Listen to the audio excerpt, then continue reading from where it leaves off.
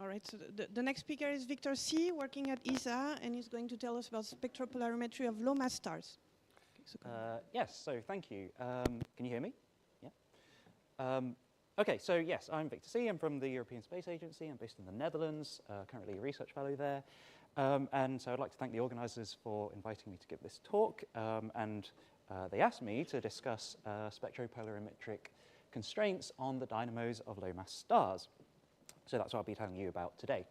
So a lot of the work that I will be talking about today, I did in collaboration with many, many people listed here.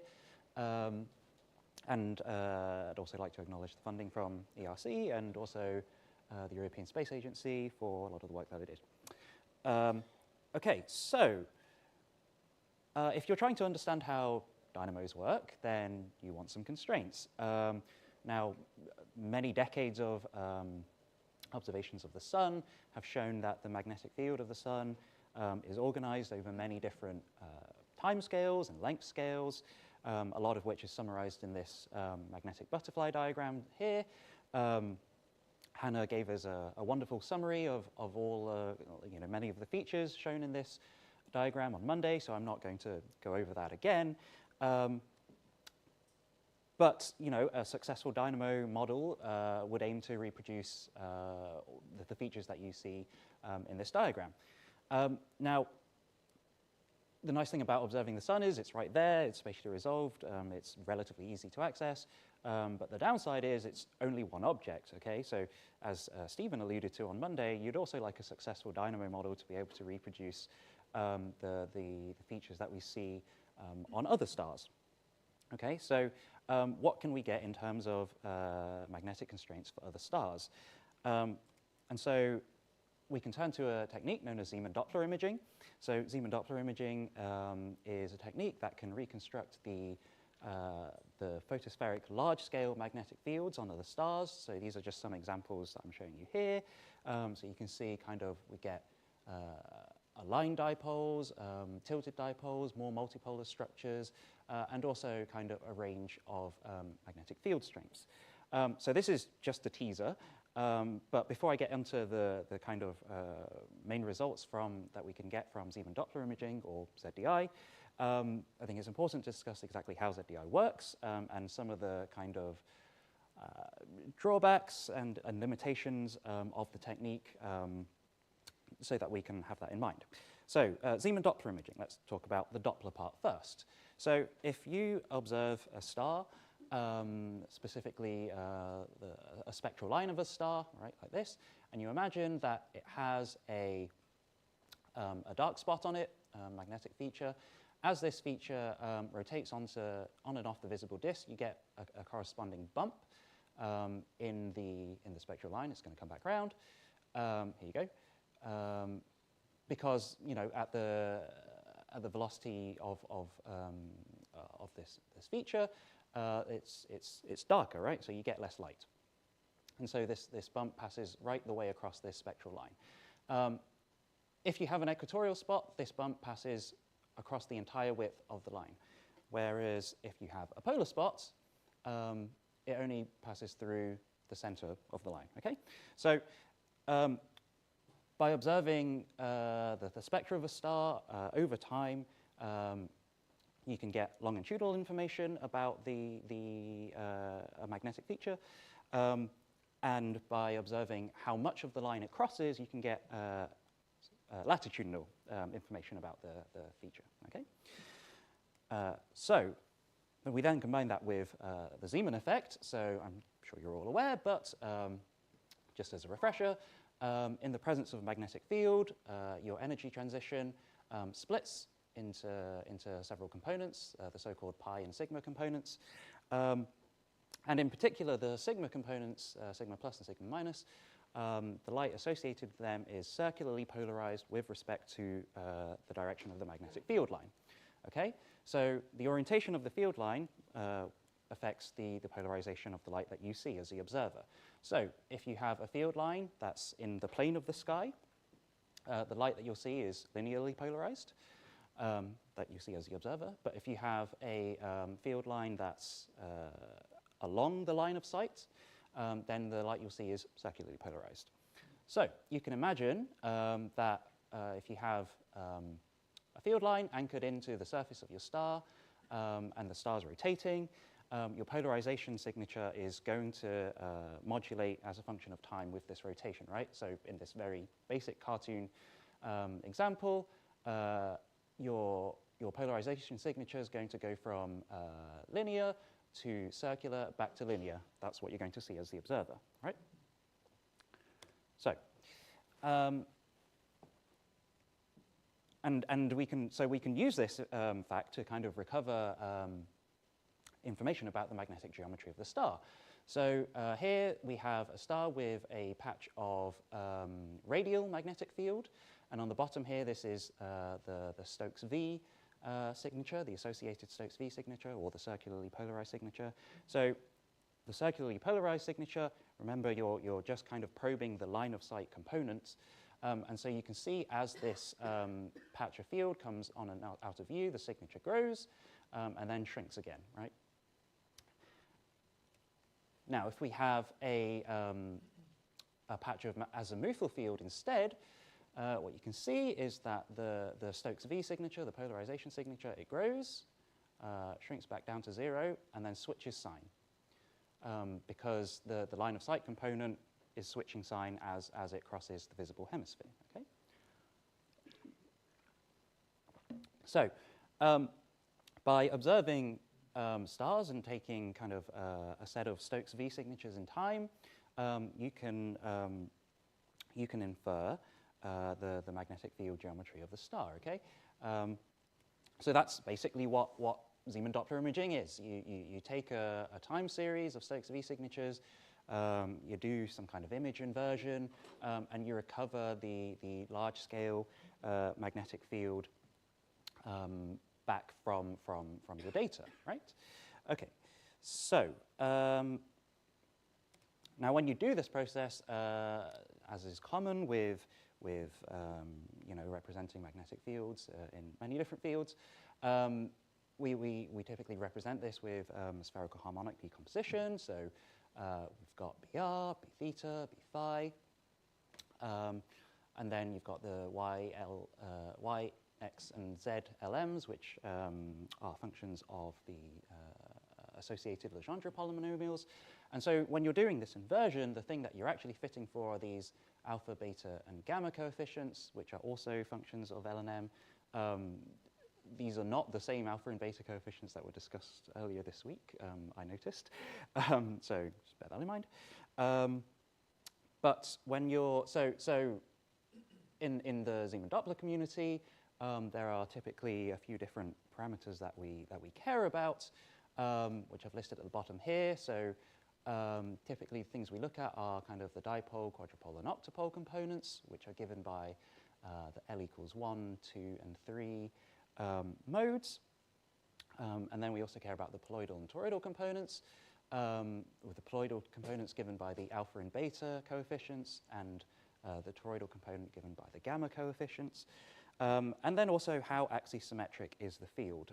So that's how much of the magnetic field is in m equals 0 modes versus non-m equals 0 modes. Okay, so the thing to remember is, I'm sure most of you are aware, but higher L modes corresponds to magnetic field scales, structures and scales at smaller sizes. So, low numbers, low L modes are dipole, quadrupole, octopole, but if you want to reconstruct higher order or smaller scale structures in your magnetic fields, you need to get higher L modes. Okay.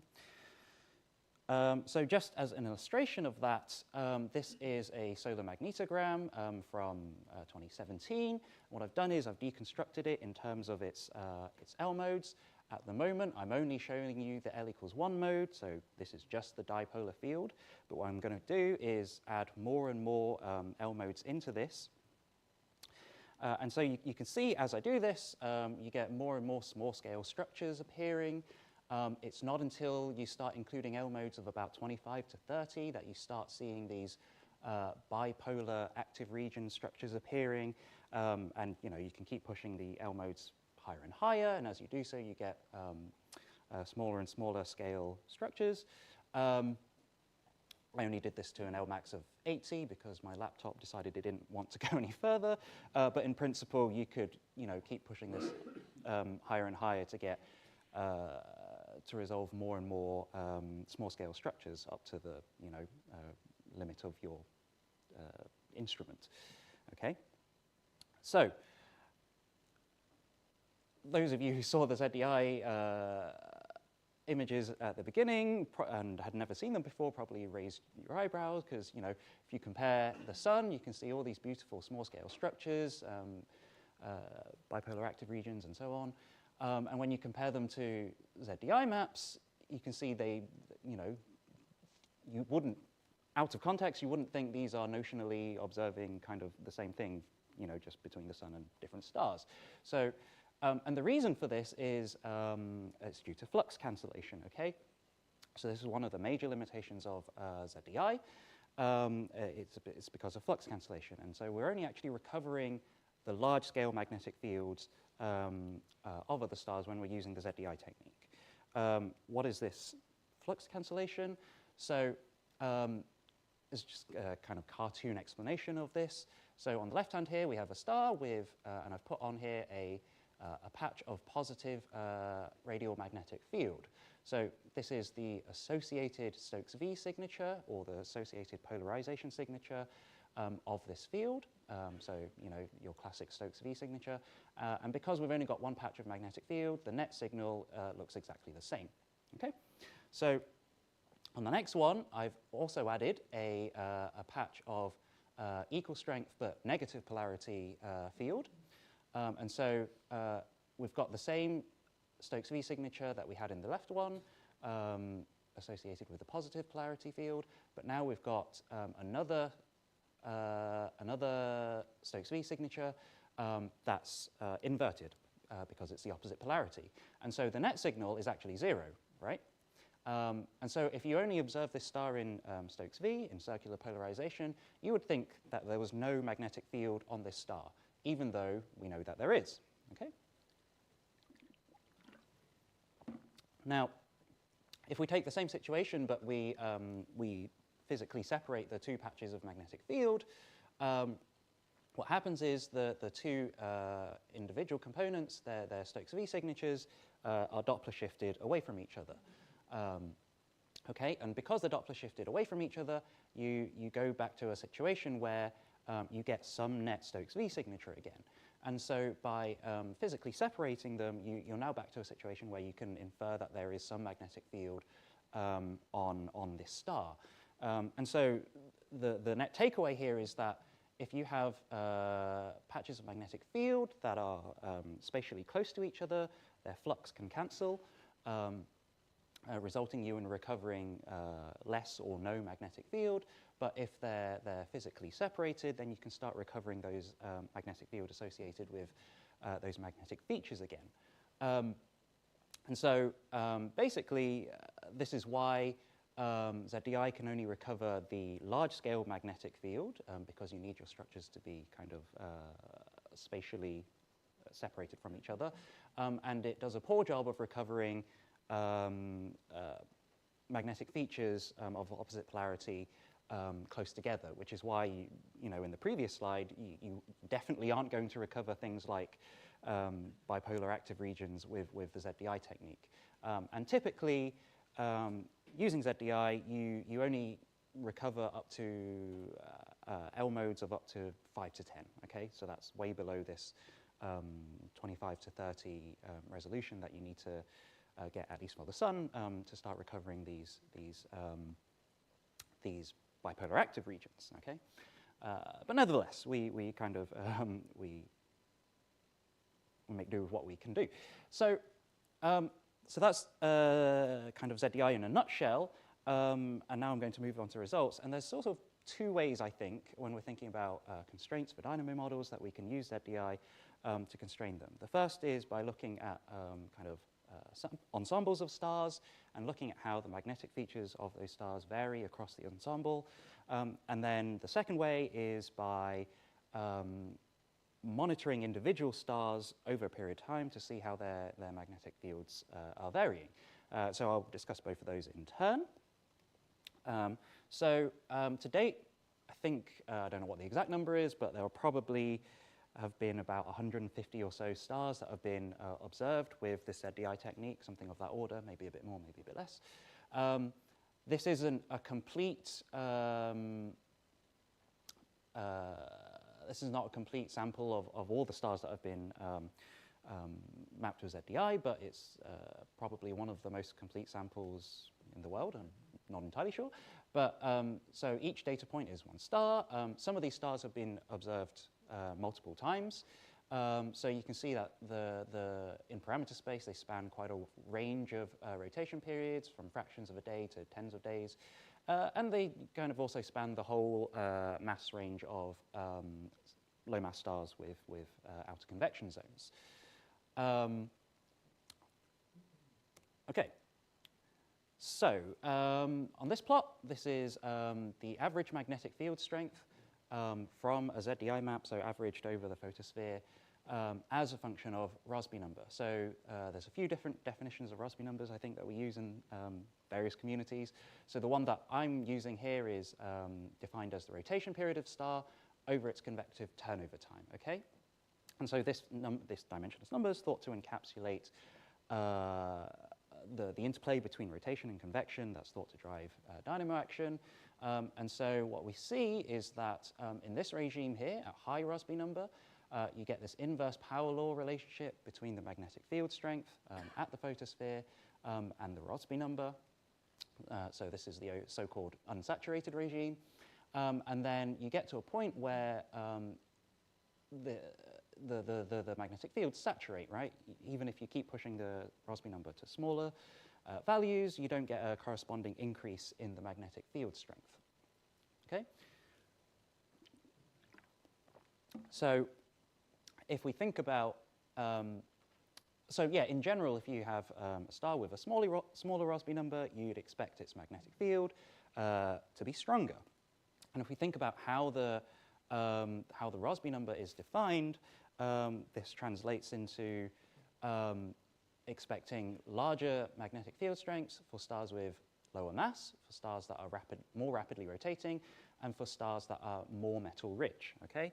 And this, you can think about this, the rotation is fairly obvious because it's in the definition of the Rossby number, and then for the mass and metallicity, if you lower the mass of a star and if you increase the metallicity of the star, you increase the convective turnover time, which decreases the Rossby number. So I guess in some way, this is your first set of constraints. Your magnetic, your dynamo models should be able to reproduce these sorts of trends with these physical features, and it should also be able to explain why we get a saturation at the lowest Rossby numbers. Now, another curious result that we've gotten from ZDI that we can see in this diagram is for late type M dwarfs. Okay, so these stars over here, and what we see for late type M dwarfs is all these stars have basically approximately the same Rossby number and indeed the same mass and rotation period, but their magnetic fields seem to be split into two populations: a high magnetic field strength population and a low magnetic field strength population. And it's not entirely clear why that should be the case. There are a few explanations or proposed explanations in the literature, ranging from cycles to a bistability in their dynamos, but currently there's no consensus for exactly why that bimodality exists. Okay. So we can also look at the individual components in Rossby number space. So this is in the top row here. This is exactly the same diagram as the previous slide, except now I'm only showing the field strength associated with the dipole, the quadrupole, and the octopole modes. And so again, we see kind of a very similar thing: saturated, unsaturated behavior, and this kind of bimodality in the late type M dwarfs. bimodality is maybe a bit less obvious in the quadrupole and octupole modes. So we're seeing that the individual components, at least the lowest order ones, are also obeying this kind of saturated, unsaturated behavior. Now, on the bottom row, I'm also showing the fraction of magnetic field in each of these modes.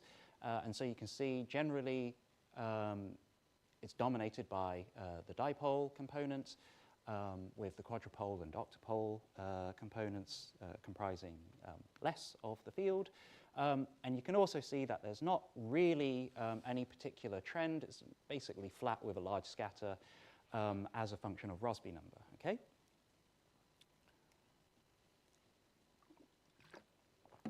Next, we can also look at the poloidal and toroidal components.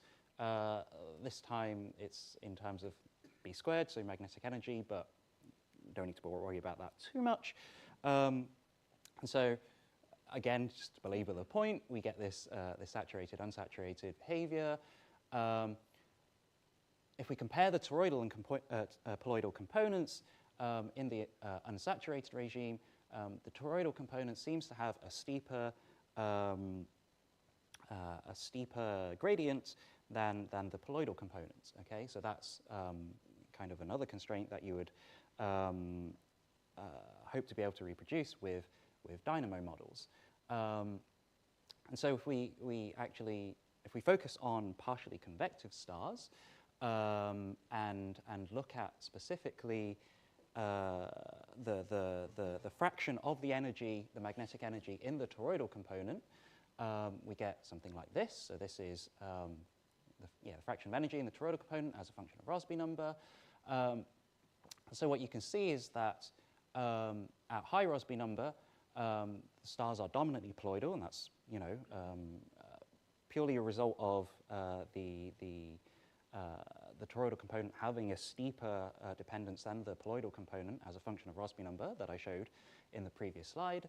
And then at smaller Rossby numbers, you can see that these stars are start being capable of generating large toroidal energy fractions. And these stars connected by lines are, or these points connected by lines are individual stars that have been observed multiple times. So you can see it's really the case that at small Rossby numbers, the toroidal energy fraction varies quite a lot over time. And this transition between kind of the ability to generate large toroidal energy fractions occurs at something like a Rossby number of 1, okay? Now, on Monday, there was a bit of discussion about this kind of cycle period versus rotation period plots. So these blue points are the stars on the active branch of that plot, and these red points are the stars on the inactive branch.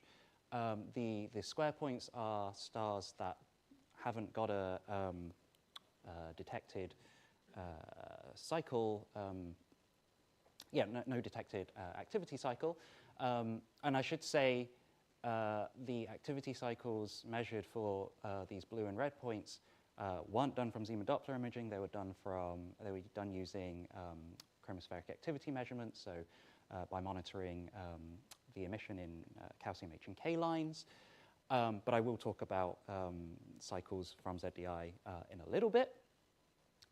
And so if we look at that, oh, right, yes. So another constraint that for you modelers is that toroidal fields only seem to be able to be generated in any significant amounts, in a fractional sense at least, in low Rossby number stars and not in high Rossby number stars, okay? So if we look at this, this is a version of the diagram that we saw on Monday. So this is the period of the activity cycle as a function of the period, the rotation period of a star. And you can see they seem to lie on these two branches.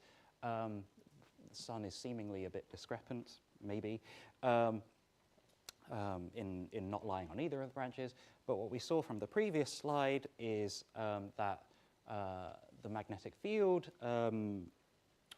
characteristics of the stars on these two branches seem to be different, right? So the active branch stars are able to generate high toroidal energy fractions, whereas the stars on the inactive branch are dominantly poloidal throughout their entire cycle.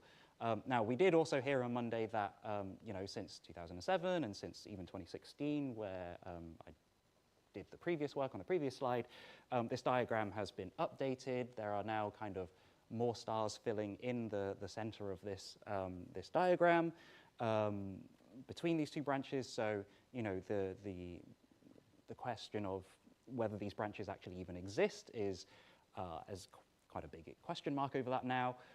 So, take this with a pinch of salt.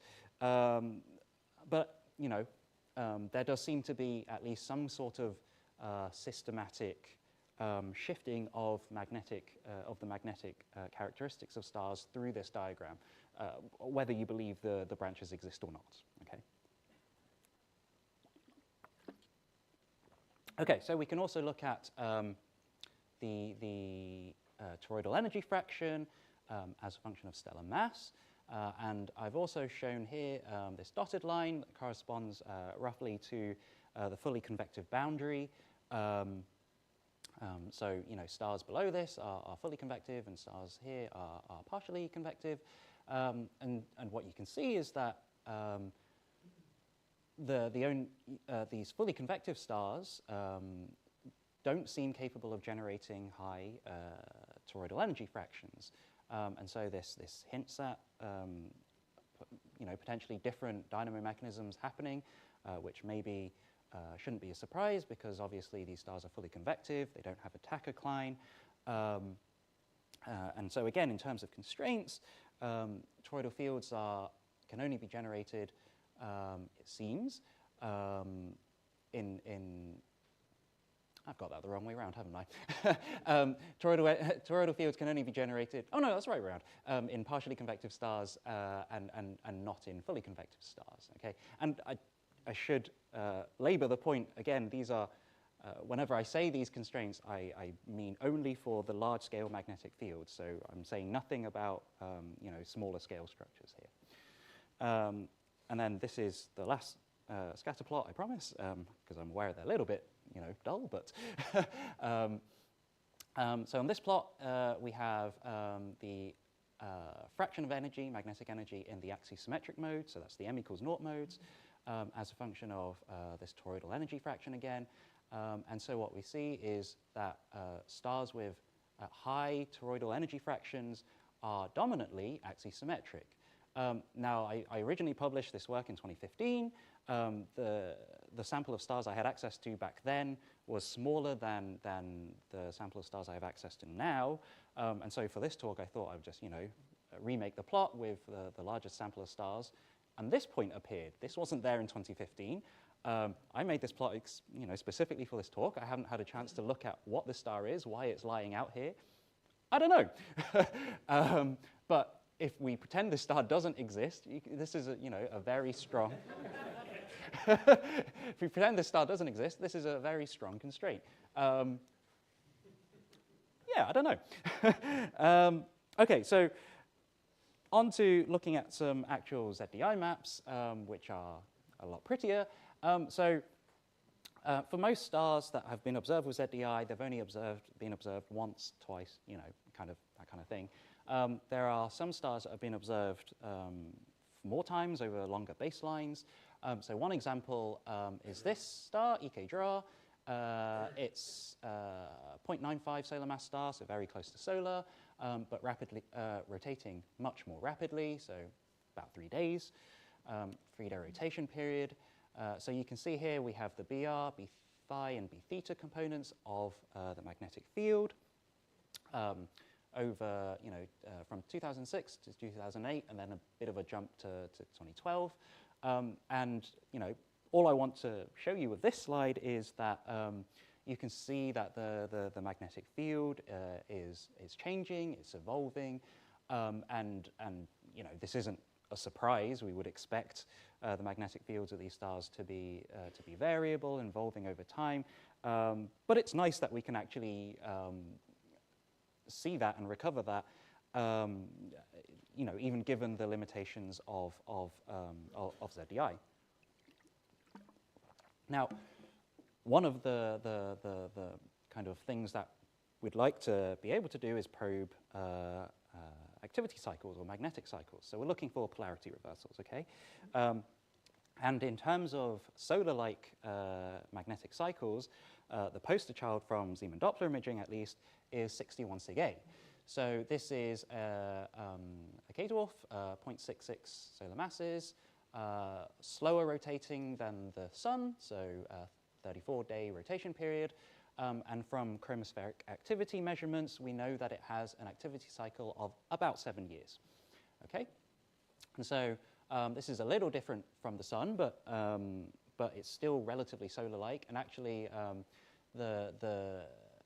it's lower mass, but it's slower rotating. And so those conspire together to result in a Rossby number that's actually pretty similar to the sun's. Okay? So because it's got a similar Rossby number to the sun, we'd expect its magnetic characteristics to be relatively similar to the sun.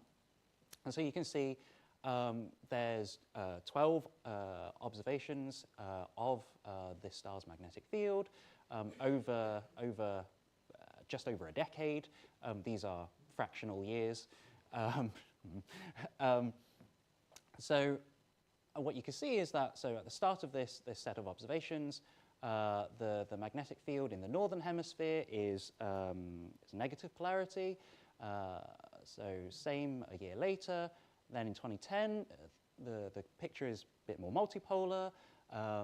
Presumably, it's it's undergoing a kind of polarity reversal here, or in the process of undergoing a polarity reversal. 3 years later, by 2013, you can see it's completely flipped, so that in the northern hemisphere, the polarity is now positive. Okay, so 2014, 2015, again, also positive. Looks a bit less clear in 2015, maybe. 2016, again, it's a bit messier, but still dominantly positive in the northern hemisphere. In 2017, we were lucky enough to catch it mid-flip. So this is dominantly dipolar, but with the magnetic axis of the dipole lying in the equatorial plane. And there's no guarantee that we would catch this because observing time is expensive, and we get allocated what we get allocated. But we knew, we thought it would be somewhere around here, so we were lucky to catch it. And you can see that even just a few months later in 2017, it's already completely reversed, so that the northern hemisphere is negative polarity again, and also in 2018. But you can see this is a beautiful example of a nearly a full magnetic cycle where we've gone from negative to positive and back to negative. And this is the first star that we saw where this was the case, and that it was in phase with the chromospheric activity. Okay, so just to kind of show you what I talked about in the previous slide, but with figures a bit more. So in the top panel, we have chromospheric activity in terms of the S index. So that's emission in the calcium H and K lines. You can see this activity cycle here. You've got a minima close to somewhere between 2006 and 7, maxima here just after 2010. Again, a minima just after 2014, and then a kind of maxima again 2017. And the lengths of these cycles aren't always exactly 7 years, but it's roughly 7 years. We also know from the sun that the lengths of cycles aren't fixed values. There can be some variance in there, so it's not too worrying. And then on the bottom panel, we have the latitude of, I think it was the positive end of the dipole axis. Maybe it was a negative end, doesn't really matter, as a function of time. And so you can see this beautiful sinusoid behavior, right? Where at not solar minimum, but minimum of 61 sig A, the dipole axis is nearly exactly aligned with the rotation axis. at maximum, the dipole axis is in the equatorial plane, and then the next minimum, it's aligned with the rotation axis again, but with the opposite polarity, and again, at the next maxima, it's lying in the equatorial plane again. So this is just a beautiful example of a solar-like activity cycle from another star. Now let's look at another activity cycle, but is kind of very much more extreme than the Sun's. So this is Taboo. It's got a mass of 1.34 solar masses. So this star, has a very thin convection zone, almost doesn't exist, the convection zone. It's very rapidly rotating, 3-day rotator, and from chromospheric activity measurements, we think it has a cycle of about 1/3 of a year, right? Really short. So this is a timeline here, and each of these arrows represents a ZDI observation with the arrow color-coded according to the dominant polarity of the magnetic field in the northern hemisphere, okay? And then this bar of alternating red and blue colors is just kind of a schematic sketch, I guess, of the polarity in the northern hemisphere alternating from positive to negative on a 1/3 of a year timescale. And so you can now, ZDI observations are hard, and getting the time to conduct them is difficult.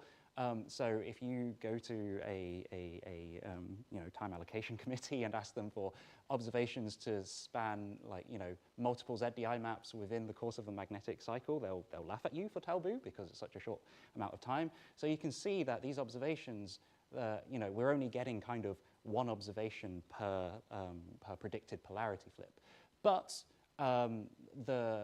over this extremely long baseline of observations, and Taboo is one of the most, possibly the most observed star in terms of ZDI, you can see that it is matching up with this kind of, the colors are matching up with the sketch.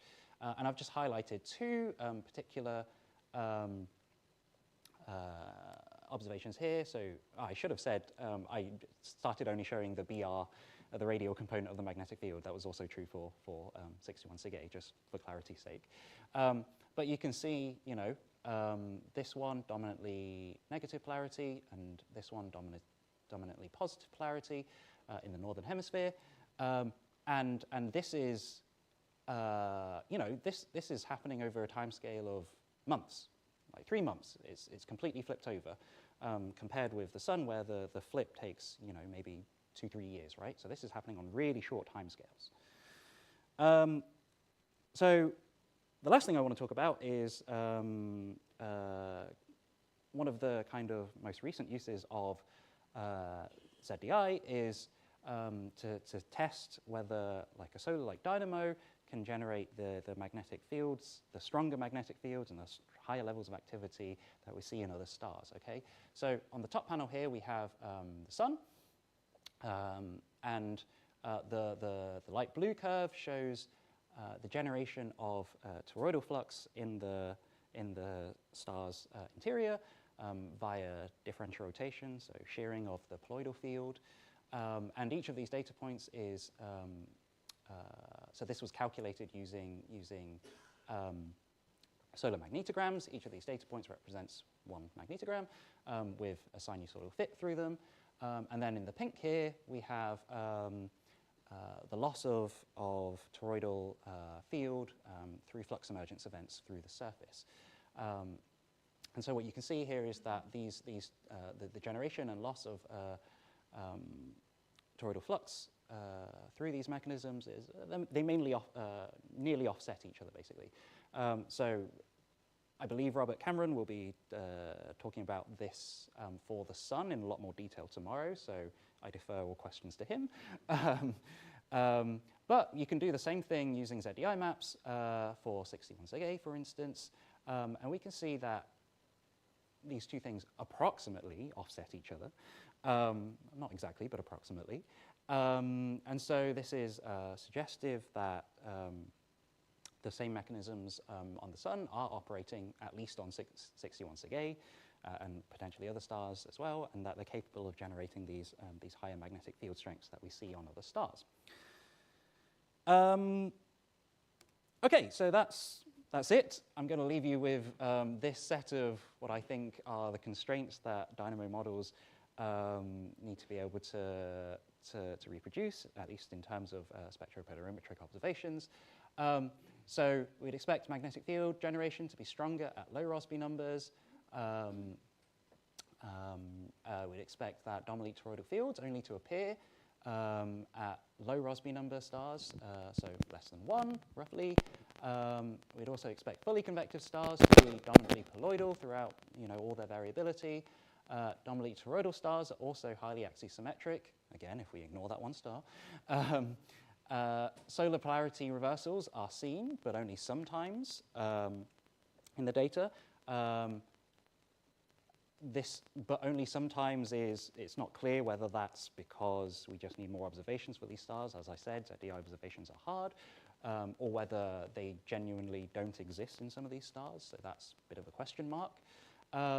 Extremely short polarity reversals are seen for F stars, like Taboo, but we also have another example of that. So it's not that just Taboo is some kind of rogue star.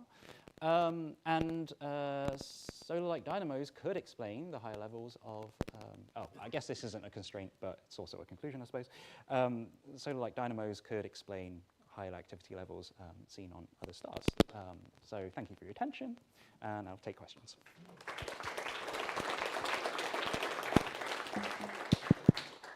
Thank you, Victor. So are there any questions? Yes.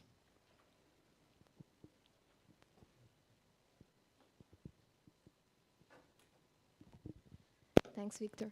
I think I have 3 questions, actually. So the first one is, did you update the scatter plot when you showed this relationship for the poloidal and toroidal? Yes. Okay. So you know that, like, in cool stars, they were presenting these new results from, like, Spirou, that you might expect these stars with, like, that are rotating slower to start to increase again the magnetic field. Not comparable to those stars with, like, a low Rossby number, but I think that's kind of puzzling from the dynamo point of view. Do you have preliminary results or something like that for those stars, if you would expect this fraction to remain for them? For which stars? Sorry, I didn't quite catch that. Okay, so there are new results that Jean-François was showing in cool stars this year, and apparently, like, when you start to slow down those stars, the magnetic field starts to increase again. And I find this very puzzling from the dynamo point of view. I don't know. I haven't gotten access to those stars yet, so I don't know. So I actually don't know what's the stage of the analysis, but it was like first results there, so I don't think it's published yet. Yeah, okay. I've been told that they should be published early next year, and once they are published, I'll get my hands on them. So because it will be very interesting one to for the see future. what happens there. For if the trend actually reverses, right? You wouldn't expect slowing down your star to start to increase again the magnetic field. It would certainly be a surprise. I don't know what would be the explanation for that. But yeah, I don't know. That's something for the future, I think. Okay, thanks. Thank you. It was a very nice talk. I was very interested in your observations of 61 Sig A actually getting caught in reversing. I think it's the one where you actually showed the picture of what the thing looked like. So at one point it seems to have an equatorial dipole, is what you said. So are all these pictures normalized to themselves, or are they normalized to each other? They're not normalized to each other. But there's not a huge amount of variance. So they all have peak field strengths of between 10 and 20 Gauss. But yeah, they're not normalized to each other. Okay, a very, very naive question. If you'd done the same pictures for the sun when it was reversing, what would it look like? If you did ZDI of the sun? Yeah, people have done that. I haven't, but people have done that, and you get a very similar sort of, if you isolate the dipole component out, you get similar looking things. The one thing that I will say is when you do this kind of a thing for the sun, this looks pretty sinusoidal, I would say, whereas for the sun, it looks more square wave-ish. Yeah. Not quite, but relatively square wave-ish. So I don't. Now, you could probably make this look more like a square wave if we had more observations. So it could be that if we had more observations here, which are obviously now impossible, but if we had more observations here, and you filled this out, maybe this would look more square wave-ish. But so yes, the answer is people have done this for the sun, and it looks pretty similar, although, as I say, there's some differences in that may be real or maybe due to absences of observations in the latitudinal evolution of the dipole component.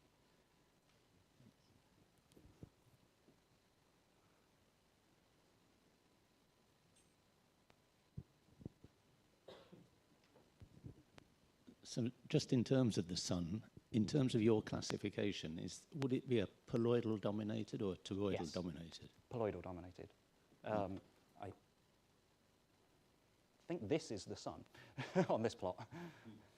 I should have made it a sun symbol, but yeah, that's the sun. If you, that was work a collaborator of mine did. So she decomposed the sun's magnetic field into spherical harmonic modes, and then only used, I think it was an Lmax of 5 to mimic a ZDI observation.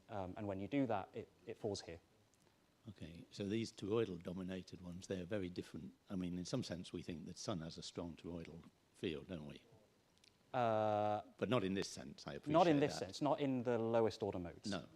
So these toroidal dominated ones, do you have an idea of what the morphology of the field is? Can you say anything about that?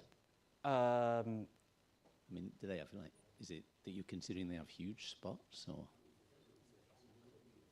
We don't know. It is not something that we can access with ZDI. So I don't want to speculate because we simply don't know. Okay, thanks. Just to follow up, maybe here you're looking at the surface, right? Yes. So you have a strong toroidal field at the surface, which is axisymmetric. So I would thought it would look like some ring of field, right, or something like this. While in the sun you have a strong production of toroidal field at depth, but then it transforms into sunspots, right, more or less. So then it's not the toroidal field anymore, and maybe you don't just see it because it's too small scale. Right. For other So, stars, so right? when you say the sun is toroidal, you kind of mean in terms of maybe here spots, right? you have stars which produce a lot of toroidal fields and which is able to this toroidal field is able to make it to the surface as an axisymmetric field, which it means that it's really pretty strong. And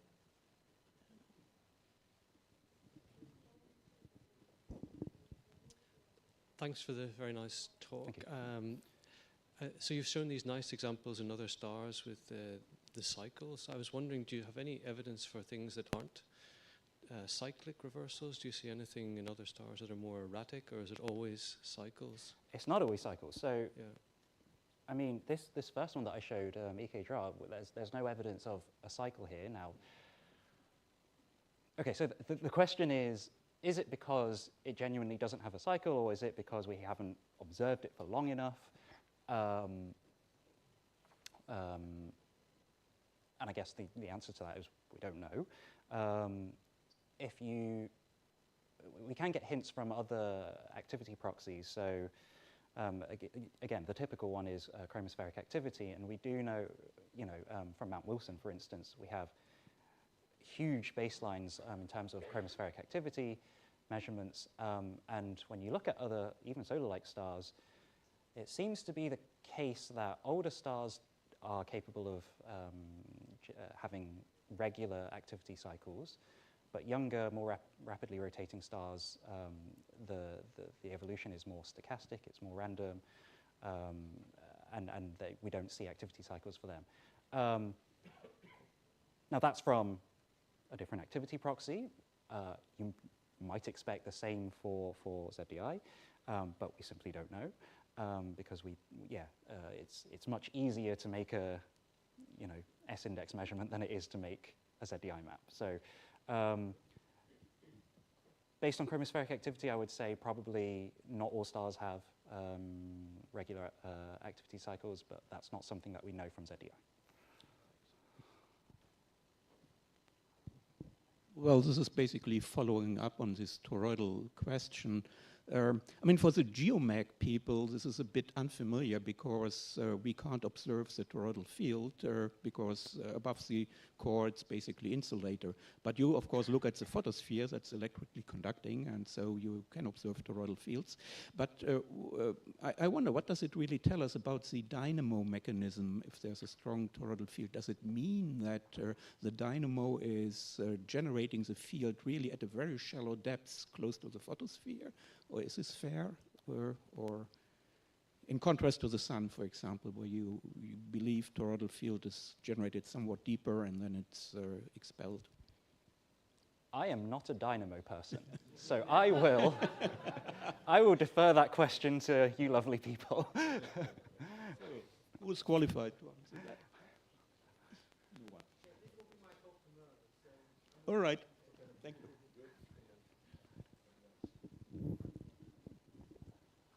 Other questions? No. Okay, so then we... Sasha, you have... No? Okay. Oh. The field didn't move. You just need to put the right data in one of the Yeah. dates. Okay, so thank you, Victor, again, and then we break for coffee until... come back at 15 past.